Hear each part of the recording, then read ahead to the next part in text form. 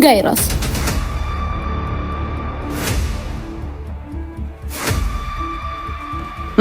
አንቺ እውነትም ድንጋይ ራስ ነኝ ባክሽ። ሁሉም ወንዶች እንደኔ ድንጋይ ራስ እንዲሆኑ ምኞቴ ነው። ሽት እንካ ቦርሴን ያዝልኝ። ጫማዬን ከፍል አድርገው። እንታ ፈጣለህ እንካ ያዝልኝ እንጂ። ማን እኔ? ሰነኝ እኮ። ታምብቶንም እኮ ፍቅረኛዬ ነህ።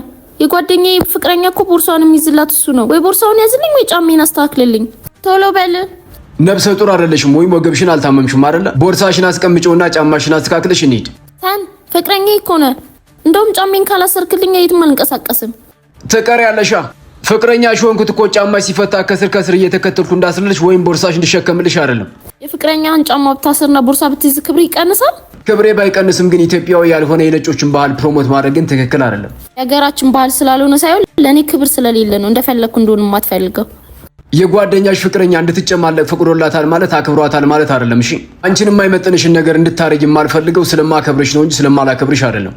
ለኔ ክብር እንዳለህ ማቀው ወይ ቦርሴን ስትይዝ ነው ወይ ጫማዬን ስታስርልኝ ነው። በይቸው ስራ ሲጨርስ እደውልልሻለሁ። አንተ ሰን ድንጋይ ራስ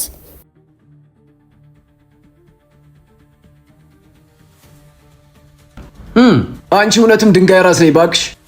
ሁሉም ወንዶች እንደኔ ድንጋይ ራስ እንዲሆኑ ምኞቴ ነው።